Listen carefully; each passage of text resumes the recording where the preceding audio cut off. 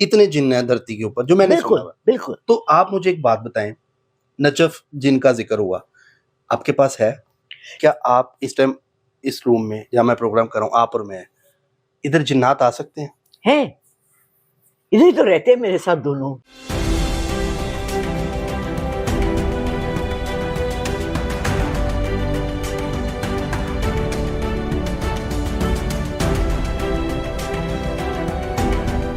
अस्सलाम वालेकुम, मैं हूं फलक शेख और आप देख रहे हैं फलक शेख ऑफिशियल।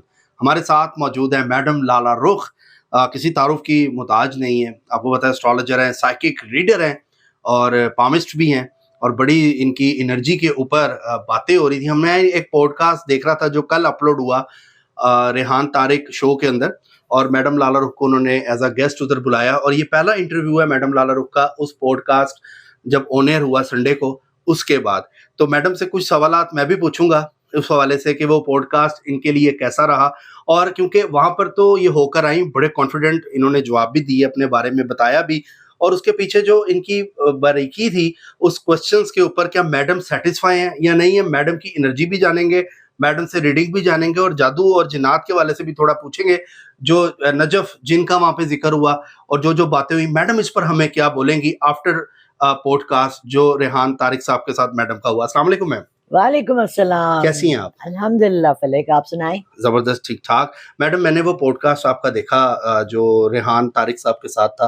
लास्ट टाइम मैंने देखा हकीम साहब भी उधर गए थे, उससे पहले काफी मतलब लोग गए और बड़ा इन्वेस्टिगेशन और जबरदस्त उनका पॉडकास्ट होता है। मुझे बताइएगा आपकी करंट फीलिंग क्या है वहां से जब आप होकर आई, और आप सेटिस्फाई हैं जो सवालात उन्होंने आपसे किए, या आपका भी जो था वो माइंड उसी तरह का था कि जी नहीं, कुछ क्वेश्चंस ऐसे नहीं होने चाहिए थे? असल में हुआ क्या कि मुझे एक लड़की अनीला का मैसेज आया कि मैम आपका इंटरव्यू है, और सिटी 42 से। चूंकि मैं सलीम बुखारी साहब की पुरानी कुलीग हूँ, चंद दिन पहले ही मेरी बात हुई थी और मुझे कहने लगे कि हमारे ऑफिस आए। मैंने कहा सर आप बुला लें। मैं बड़ी कॉन्फिडेंटली गई, मैं समझी कि सलीम बुखारी साहब ने नीला को कहा है। मैंने वो पूरा पढ़ा ही नहीं जहाँ नीचे लिखा था रेहान तारिक। अच्छा, रेहान तारिक को मैं भी देख रही हूँ काफी अरसे से, and I like him as a person, और मुझे उसका कॉन्फिडेंस पसंद है और मुझे उसके खरे सवालात भी पसंद है। स्टीफन किंग एक है, अमेरिकन CNN पे आते हैं, वो हार्ट टॉक करते हैं। वो बड़े तल्ख सवाल पूछते हैं और निकाल के सवाल पूछते हैं जो अंदर से बंदे को ना हिलाने वाले होते हैं।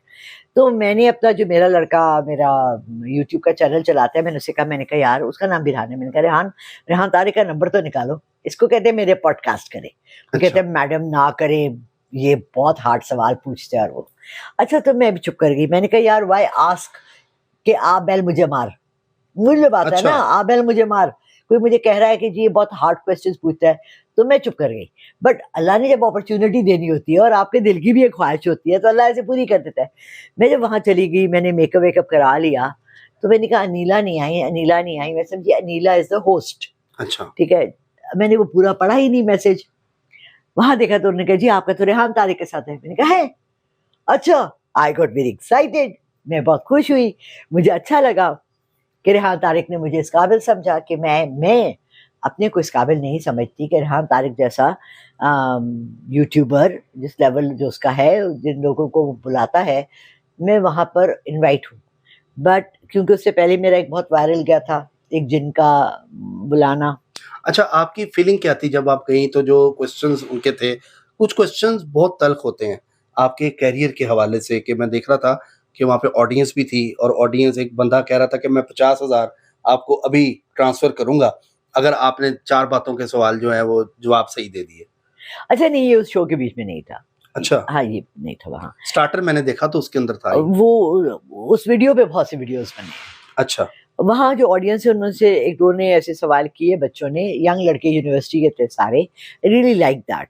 उसने कहा कि मैडम आपने नामहरम लड़के के, आप कहती है मैं इस्लामी हूँ और रूहानी हूँ, आपने एक जवान लड़के के हाथ के साथ हाथ रखा तो ये अलाउड नहीं है इस्लाम में। मैंने कहा आप सही कह रहे हैं, नहीं है, बट मैं अपनी एज का फायदा उठाती हूँ। ठीक है। अच्छा। मुझे उसका कोई सवाल जो है ना ऐसा नाजायज या बेवकूफाना या बदतमीजाना नहीं लगा। कोई सवाल आप हार्ड क्वेश्चंस थे, मैं बिल्कुल सेटिस्फाइड। अच्छा, आपने देखा है मोमन अक्सर जो उनके पॉडकास्ट से वापस आता है ना, वो यही कह रहा होता है कि यार हमारे साथ सवालात बड़े ऐसे किए, जैसे हकीम साहब थे, उन्होंने काफ़ी वीडियोस बनाई कि जी कुछ तल्ख सवाल थे जो किए, वीडियोस दिखाई, जैसे एआई उन्होंने बात की, आपने तो नहीं कहा कि ये एआई जनरेटेड वीडियो है? नहीं नहीं नहीं, not at all, not at all. बल्कि मैंने उनके वहाँ ये कहा कि अब उनके साथ निकल इरफान साहब का मेरा वो था, मैंने कहा अब तो हमें समझ ही नहीं आती कि हम किस पे बिलीव करें।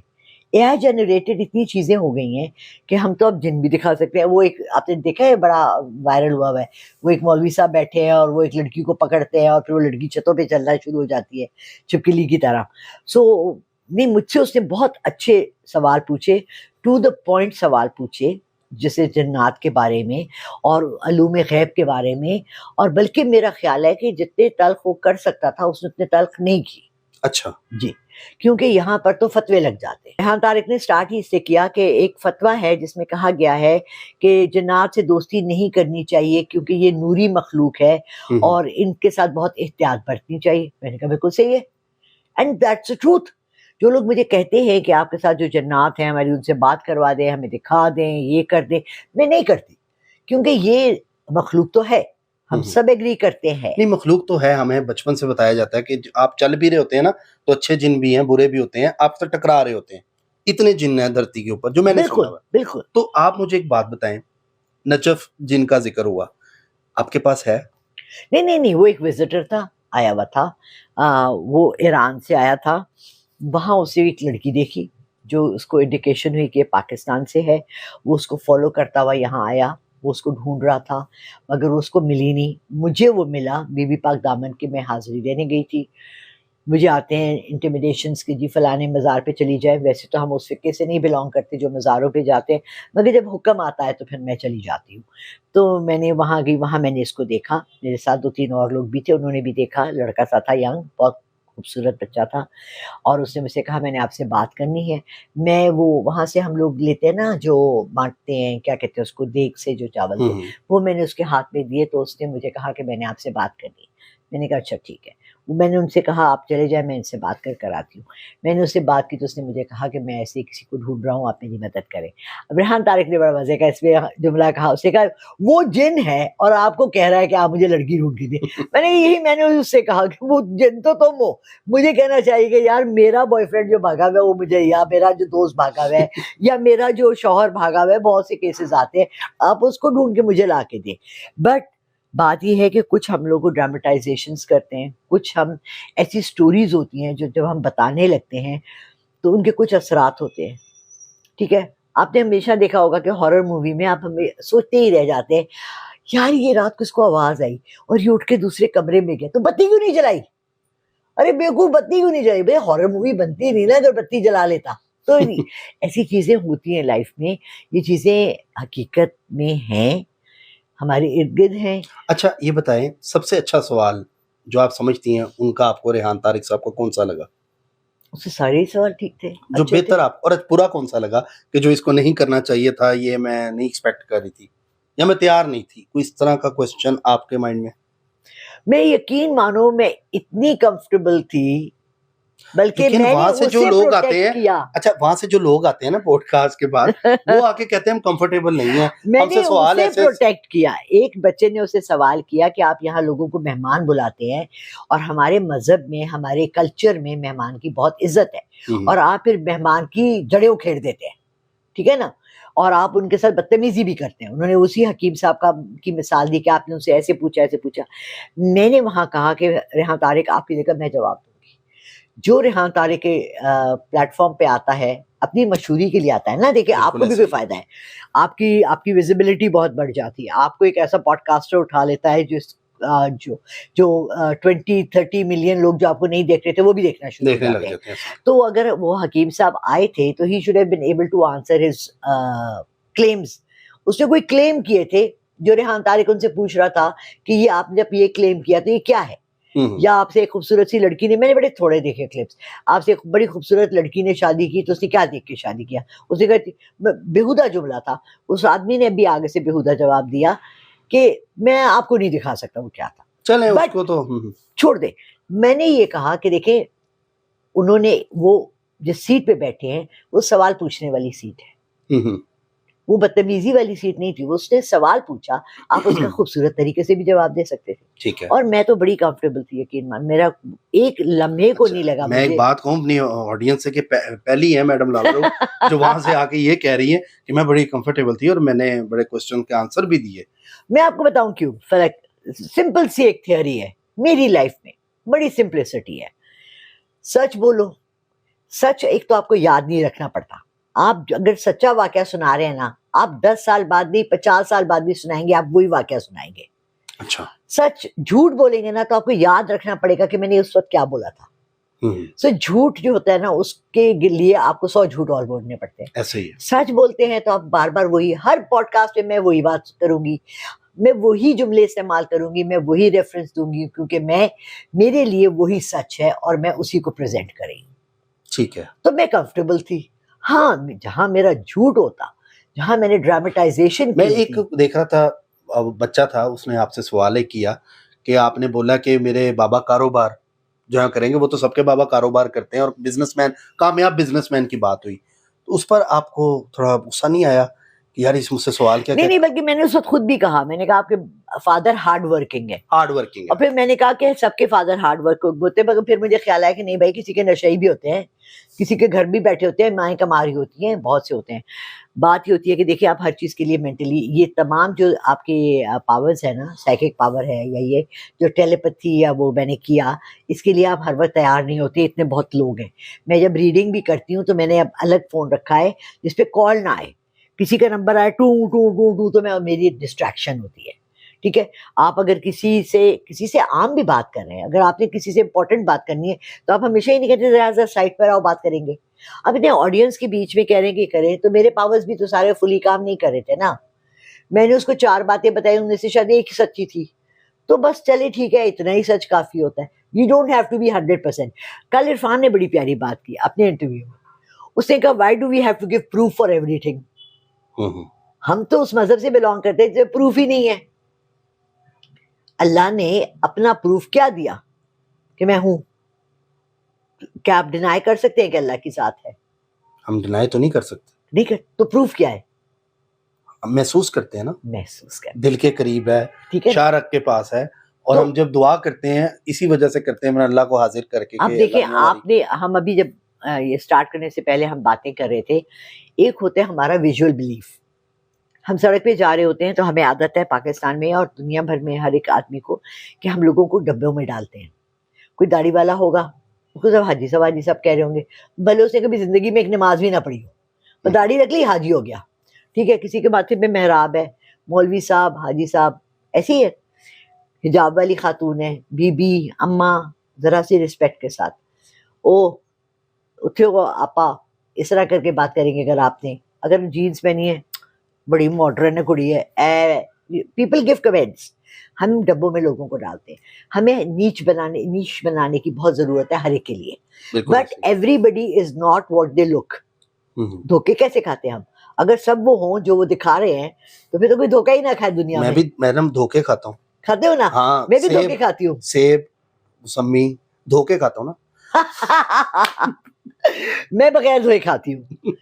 अब मैं आपको बताऊं क्यों। मैं सेब कभी भी धोखे नहीं खाती। अच्छा। सेब मैंने हमेशा देखा, अंग्रेज जब भी खाता है ना, वो ऐसे प्याले से, शायद उनके वहां धुले हुए भी आते होंगे, वैसे उठाता है, सियासीन पे मरता है या जीन्स पे, एंड आई डू दैट। वहाँ मिट्टी कम होती है ना, ये पाकिस्तान में मिट्टी भी है। आपके जिस्म में जरासीम की जरूरत है। मैं लंदन गई तो मेरी खाला पी रही थी, एक छोटी सी डब्बी थी, उसमें पता है क्या लिखा था?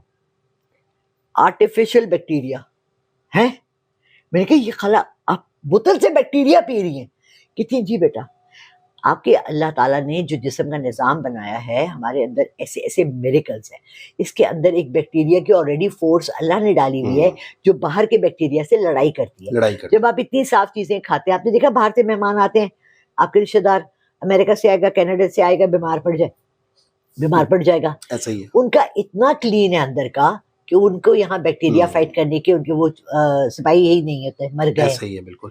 अच्छा मैडम, चलें टॉपिक से हम हट रहे हैं, थोड़ा ये बताइएगा रेहान तारिक का उस वाले से कि क्या आपको मतलब फीलिंग आई उसके बाद, और बैक कैमरा क्या बातें हुई, थोड़ा वो वहां भी जानना चाह रही है। जब आफ्टर इंटरव्यू क्या बातें हुई? अच्छा, आफ्टर इंटरव्यू तो हमारी कोई खास इतनी बात नहीं हुई, क्यों तो रेहान निकल रहा था, मैं भी निकल रही थी, गाड़ी आ गई थी। उससे पहले हम 10-15 मिनट बैठे, जब मैंने कहा ओ माय गॉड, मेरा आपके साथ इंटरव्यू है। कहने लगे जी मैम क्यों, क्या हुआ? मैंने कहा आई एम सो सॉरी, मुझे नहीं पता था, मैं समझी मेरा अनीला के साथ है। कहने लगा तो आपको मैसेज सही नहीं आया? मैंने कहा नहीं, आई थिंक पता नहीं कोई ऐसा हुआ है। तो फिर वो अपने बारे में बता रहे थे कि मैं इंजीनियर हूँ, मैं ये हूँ, और शायरी भी कर रहे थे। मुझसे पूछ रहे थे कि आप किन शायरों को पढ़ती हैं। तो हम अच्छा, उनके इंटेलेक्चुअल बात जिन्होंने जितने भी इंटरव्यू हुए तो उनके साथ कुछ ना कुछ हैपन हुआ। किस तरह का? लोग मुख्तलिफ लोगों के साथ मुख्तलिफ हैपनिंग हुई जब वो इंटरव्यू देकर आए कुछ अरसे बाद। अच्छा, कुछ हैपनिंग हुई उनकी लाइफ के अंदर, लाइफ तब्दील हुई। हाय अल्लाह, मेरी भी हो जाए। अब आपकी क्या एक्सपेक्ट मुझे कर ना रहे हैं? दुल्हन बनने का बहुत शौक है।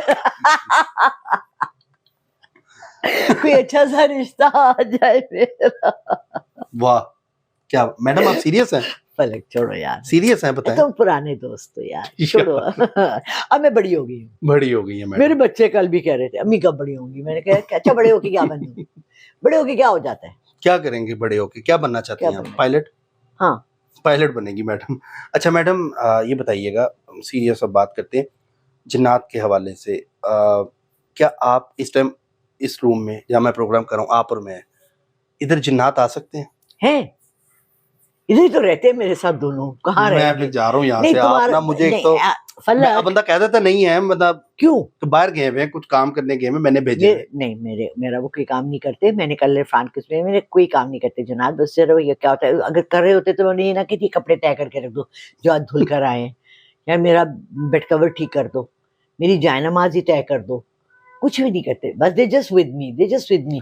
खिलंडरे से हैं, बच्चे से हैं, छोटे छोटे हैं, बस खेलते कूदते रहते हैं। अभी वो चाय लेके आया था बच्चा, वो तो नहीं है? नहीं, वो नहीं है। पक्की बात है ना? क्योंकि वो देख के मुस्कुरा रहा था, मुझे थोड़ा शक भी हुआ कि वो क्यों मुस्कुरा रहा है। मेरे घर पे जो लड़का आता है वो मुस्कुरा के देखता है उसको, क्योंकि उसको पता है हम बहुत लड़के आते हैं। अच्छा, क्यों इंटरव्यू करने? और कौन? चले मैडम, आपका बहुत शुक्रिया। मैडम को देखें, लाला रुख से हमेशा मैंने रीडिंग के हवाले से प्रोग्राम्स किए हैं और बड़ी ज़बरदस्त इनकी साइकिक रीडिंग होती है और आप भी देखते हैं, बल्कि नाजरीन बेहतर फैसला जो है वो कैमरे के उस पार जो लोग देख रहे होते हैं वो लोग करते भी हैं। अच्छी बात है, इस तरह के पॉडकास्ट होने चाहिए ताकि आप लोग जो लोगों के माइंड में सवालात रह जाते हैं ना, वो क्लियर हो जाते हैं। मतलब अब हमारे में हिम्मत नहीं होती, अब मैं मैडम का इंटरव्यू करने आऊँगा ना, तो ये सवाल मैं नहीं कर पाऊँगा क्यों, मैंने मैडम से इंटरव्यू करना है। और ये एक अच्छी एक इनिशिएटिव उन्होंने उठाया कि इस तरह के जो पॉडकास्ट हैं आगे भी होने चाहिए, ताकि जो लोग अपने बीट पे काम कर रहे हैं उनको बताना भी चाहिए कि जी मैं ये काम कर रहा हूँ, तो उसके पीछे ये रेफरेंस है। ये एक अच्छी चीज़ थी रेहान साहब की जो उन्होंने स्टार्ट की है, और ये पाकिस्तान में पहले नहीं था। जी बिल्कुल, ये एक नया इनिशिएटिव है और इससे ये होता है कि कम से कम जो बंदा सच्चा होगा वो सामने आ जाएगा, जो फेक होगा वो भी एक्सपोज हो जाएगा। एग्जैक्टली। इससे ये सिर्फ मुझे एक, आपने जब का क्वेश्चन, उन्होंने कहा 40 साल की रूहानी सफर, मैंने कहा ये गलत लिखा है। मैंने अपने जाके उस पर देखा, अपने यूट्यूब चैनल पे देखा, कहीं भी ये 40 साल का रूहानी सफर मैंने नहीं लिखवाया, क्योंकि मेरा 40 साल का अननोन का सफर है। रूहानियत जो होती है ना, वो अल्लाह के कलाम में, अल्लाह से कुर्बत में, जब आप अपने को ये समझते हैं कि मैं अपने को धोकर साफ होकर एक साइड पर आ गया हूँ, वो रूहानियत होती है। किसी जन्नात से मुलाकात करना, पामिस्ट्री करना, एस्ट्रोलॉजी करना, ये रूहानियत में नहीं आता। जी जी, तो ये मैंने देखना है, मैंने उनसे भी पूछना है कि उन्होंने कहाँ से जुमला उठाया, मेरे कौन से यूट्यूब चैनल पर है। शायद इसके अलावा कोई बात आपने वहाँ पे फील की हो? मैं चाहता हूँ कि उसके बाद ही पहला इंटरव्यू है, तो कुछ आपने फील की हो कि बड़ा एंजॉय किया आपने? मैंने तो एंजॉय किया, सच्ची बात, एंजॉय किया, मैंने एंजॉय किया। चलें जी, मैडम लाला रुख नाजरीन हमारे साथ थी और मैं जो मैडम का एक देखने आया था कि मैडम हमें क्या जवाब देती है उस इंटरव्यू ठीक ठाक है, जिंदा है कि नहीं? हाँ, नहीं मैडम क्या जवाब देती हैं हमें। वो इंटरव्यू इतना बड़ा था, जो वहाँ पे गया उसके साथ कुछ ना कुछ हैपन होता जरूर है। तो मैडम के साथ अभी तक तो हैपन ऐसा कुछ नहीं हुआ, वो अपलोड भी हो चुका है क्योंकि बहुत से लोग इस पे बात कर रहे थे ना सोशल मीडिया पे। देखें नाजरीन, ये चीज़ बहुत ज़रूरी है क्योंकि देखें इस तरह ना जो खालिस है, जो खालिस नहीं है, इसकी पहचान हो जाती है जब आप इस तरह के पॉडकास्ट। मैं चाहूँगा कि आजकल जो यूथ आ रही है वो भी इस तरह के, जब आप किसी से क्वेश्चन करते हैं तो उससे उसका सोर्स भी पूछा करें। अब मैं एस्ट्रोलॉजी पे इंटरव्यू करता हूँ तो मैं सोर्स भी पूछता हूँ कि जी आप मुझे बताएं कि आप एस्ट्रोलॉजर हैं या कुछ हैं, या प्रेडिक्शन पूरी ना हो उसका सवाल भी किया जाता है इस चैनल पे। मैं पूछता हूँ कि आपने कैलकुलेशन की थी, आपने बताया था कि ये प्लेनेट इधर का इधर था, इसकी वजह से क्या हुआ। अब आप देखते हैं हमारे डिफरेंट प्रोग्राम, मोहम्मद उसामा साहब के साथ भी देखते हैं मुझे, तो उनके वो सारा पॉइंट्स भी बताते हैं प्लैनेट्स कौन से किधर हैं। तो ये चीज़ें बहुत ज़रूरी हैं कि एक पूछना भी चाहिए आपको कि आपका इस पे क्या है पॉइंट ऑफ व्यू, और ये बताएं। बाकी मैडम लाला रुख जो है हमारी फेवरेट भी हैं और माशाल्लाह बुजुर्ग खातून है, अल्लाह ताला इनको सलामत रखे। क्या हुआ? बुजुर्ग बुजुर्ग खातून है हमारी, आप हमारी बुजुर्ग हैं, हमारी बड़ी हैं, और अल्लाह ताला आपको सलामत रखे, सेहत वाली ज़िंदगी दे, खुश रहें। और जो आप काम कर रही हैं माशरे में, अगर नेगेटिविटी है उसको दूर कर रही हैं, अल्लाह का कलाम दे रही हैं, तो अल्लाह ताला इसके लिए आपके लिए आसानी करे। तो नाज़रीन, आपको कैसा लगा अपना फीडबैक हमें ज़रूर दीजिएगा, बताइएगा। अल्लाह हाफ़िज़। अल्लाह हाफ़िज़।